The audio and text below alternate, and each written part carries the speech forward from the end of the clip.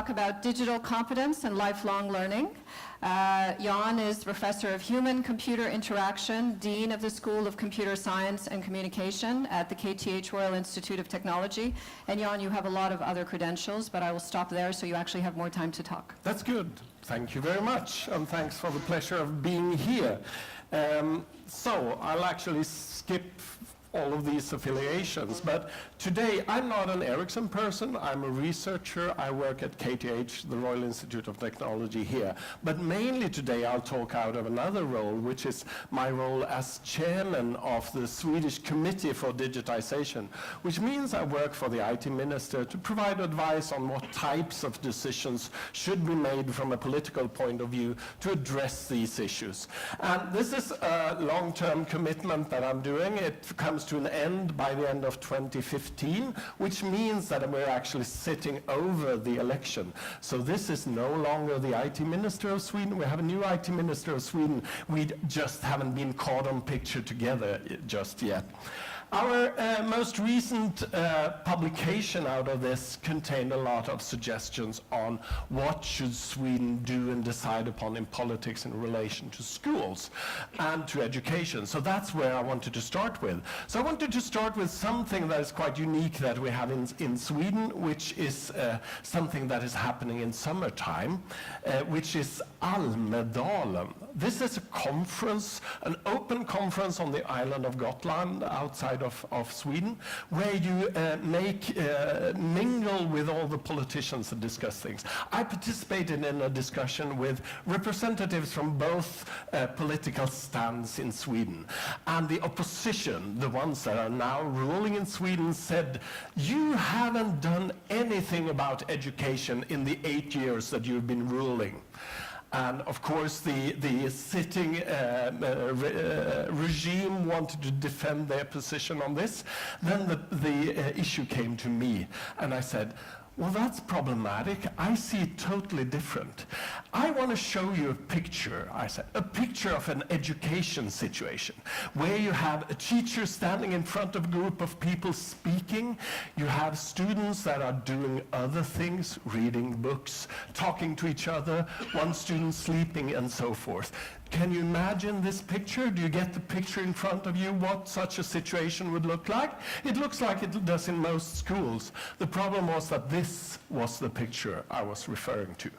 So it's not been 8 years without anything happening in the teaching situation. It's been 800 years of very little development when it comes to the pedagogy and the development in the school situation. Here, IT play a very important role. This is a recent picture from a Swedish school system. You notice the lack of IT in this situation. Sweden has actually a lot of things to do when it comes to developing in relation to IT. For example, my own children back in school, they're told when they come to school that they need to hand in their telephone because they regard the telephone as a discipline problem.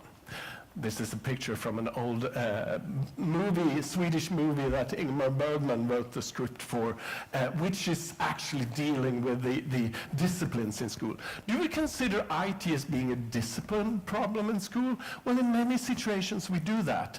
And therefore, our report to the government was speaking about in what way can we address the issue of the lacking use of IT in the school situation in Sweden.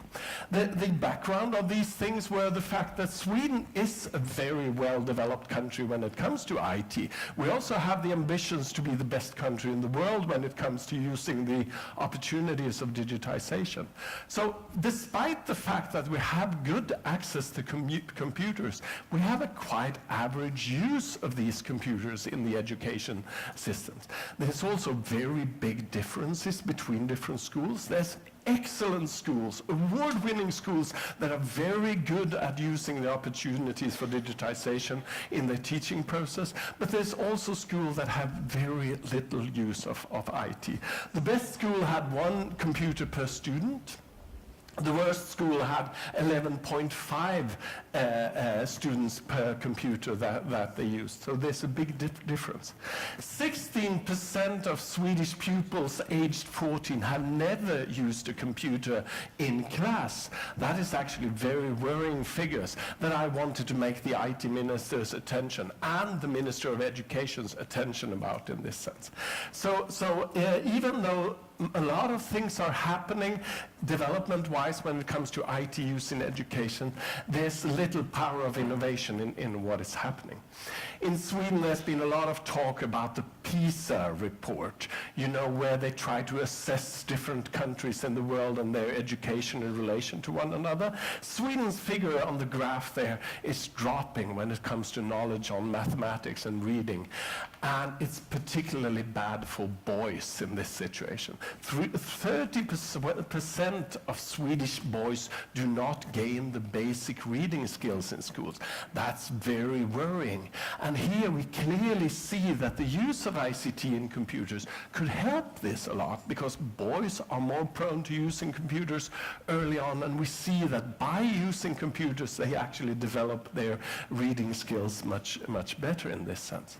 We also saw quite worrying figures in Sweden when it came to how much time teachers invested in their own competence development. Here's a few graphs from different countries in Europe when it comes to competence development, and Sweden is the one among the lowest. It's actually 18% that invests more than 6 days a year in competence development in relation to developing their skills in schools. So clearly here we need to ramp up and focus much more on these things.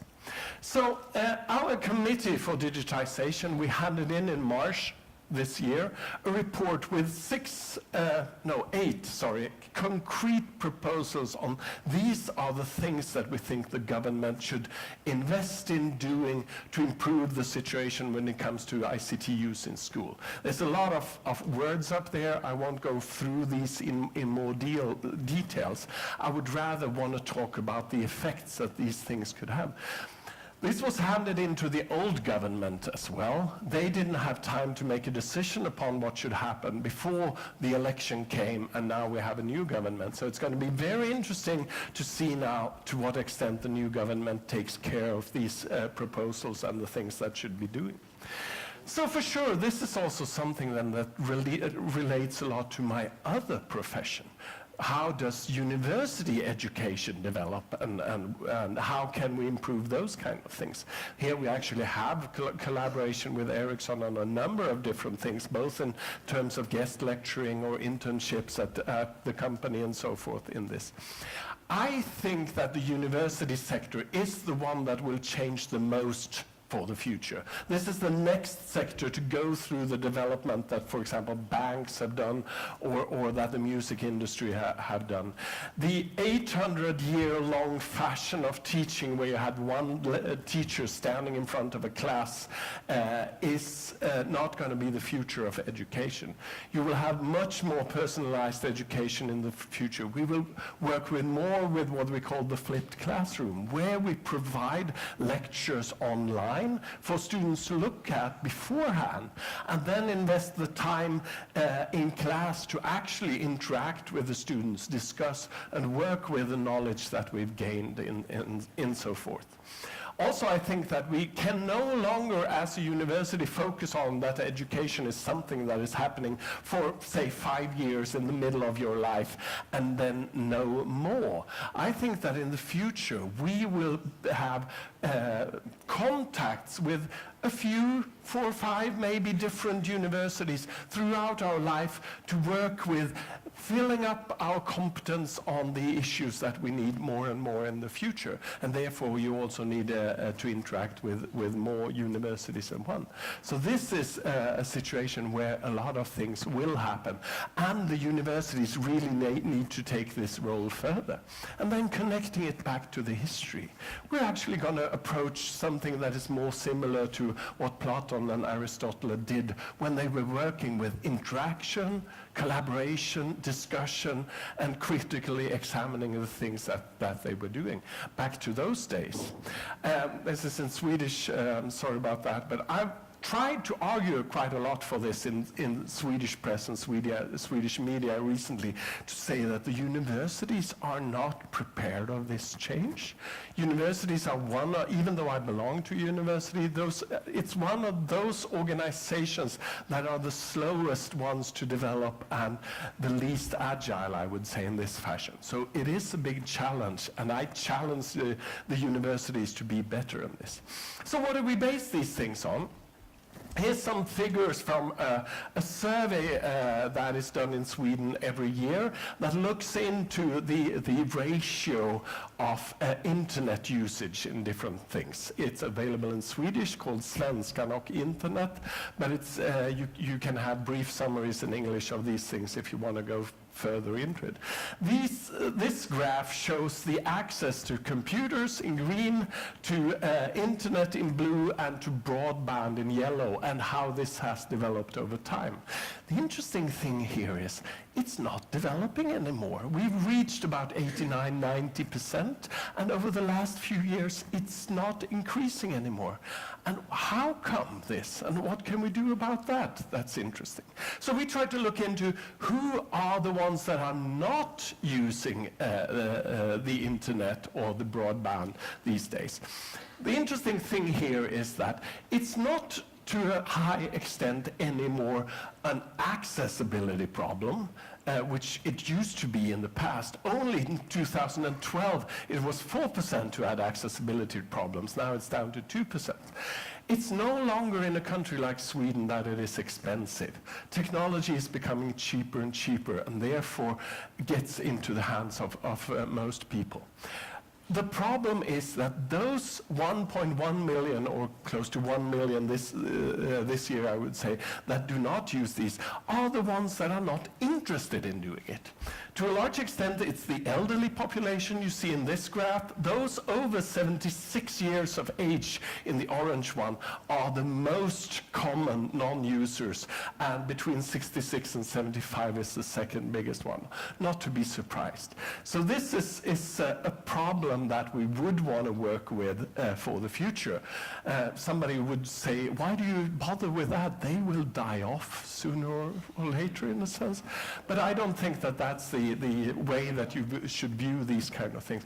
Actually, if you come up with other mechanisms of using or introducing technology to this group, you would see that there's many good ways of making technology useful also for the elderly population.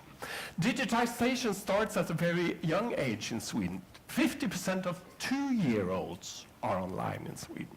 50% of 2-year-olds. That's quite an amazing figure. That means that learning starts at 2 years of age, and then it continues growing for all your life, more or less. So we should focus more and more on lifelong learning. These are similar graphs and figures on what do children use the technology for. The leftmost graph shows that the blue one is the use of video, the green one is the use of games, and the interesting thing is that if you see where they use internet to find out facts, that's the orange one. It's growing at a very early age, and actually being used more than social networks are used for, which is kind of interesting in this sense. I also have the role as digital champion of Sweden. It's quite similar to the role as being in charge of the Committee for Digitization, but I work with it mirroring to EU. And we also now have a new commissioner in place that I haven't met yet, so still the picture of the ones that resigned last week here. So I wanted to say a few things in relation to this. How does the Swedish goals map with the European goals, in a sense? In Europe, we're working with something called the Grand Coalition Coalition for Digital Jobs, where we try to engage organization and companies to promote a lot of internships and ways of showing the importance of computer science and computer science education in the future. And there's been a lot of activities in this recently. Only a few weeks ago we had the EU Code Week, where there was hundreds of different activities all over Europe to spread computer science and spread the interest of that earlier on. I wanted to leave you with two messages from the European Union in this sense and their prediction of things. The first thing is the lack of ICT practitioners. This is figures that maps to Europe, but I guess you could draw conclusions of what they would look like worldwide. Currently in Europe, there's 4 to 6 million people employed as ICT professionals, and it's growing with 3% per year, but we're not able to keep up with the pace. As a matter of fact, if we look at statistics here, you would see the blue line is the growing need for computer professionals, ICT professionals in industry. The red line is the growth of the education in the same situation. There's a tremendous need to grow the education, but we are not able to do that. And why not? Simply because students don't want to apply for computer science educations. So we can't increase in relation to the needs of the industry in this sense, because we need to start much earlier to build an interest in ICT, and maybe start already at the age of 2 when people start using these kind of things. We also see that it's the non-ICT sectors where the growth is happening the most in this situation. The other thing is we need to improve digital skills among everybody. 18.5% of the workforce is ICT intensive. As a matter of fact, in Sweden, it's 98% of the work that requires some degree of skills. And the amazing thing here is that you learn a lot of skills at your job. And 53% of the workforce in EU feels that they have so low ICT skills that they do not dare to go searching for a new job. This is very worrying indeed, and something that we should address. So we should work with increasing digital skills and digital competence throughout, from 2 years old up to 100+ years old.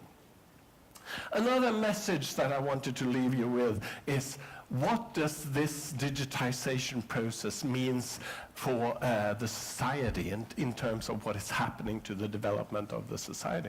I don't know if you can guess how likely it is that a job will be taken over by a computer within the next 20 years. Actually, researchers from Harvard have done a study on this and gone through each and every job task to distinguish which ones were the most common to be taken over by computer and which one was the one least prone to be taken over by computers. And then the Swedish union, that is called Unionen, then tried to map this into the Swedish context. And in the Swedish context, this was the key. The number one job that would lose the most because of digitization was photo models. We don't need photo models in the future. We morph the pictures that we're taking so much today already. So in the future, we don't even need the models for these kind of things. So 98% of the jobs will disappear, and so forth. And then you see a lot of other more obvious things like people working on the shop floor or as library assistants and so forth in this.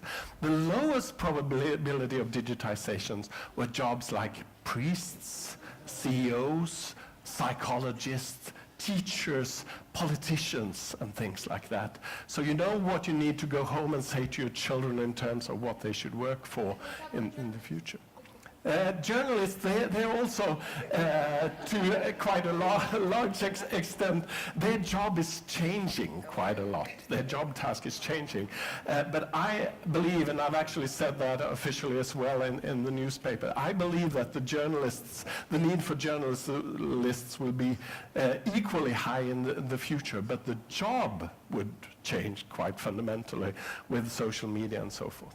This is the study I referred to with the past figures from Carl Benedict Frey and Michael Osborne from 2013. And here they've tried to map out different sectors in relation to this. So based on this, I wanted to make my final conclusions on this. What should the goals of IT politics and policy making be to be able to manage these things in the future?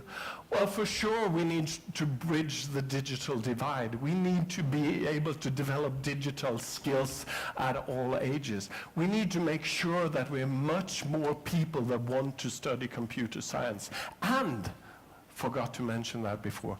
Above all, make sure that it is not a male-dominant field, which it is to a large extent, particularly in Sweden and Northern Europe these days.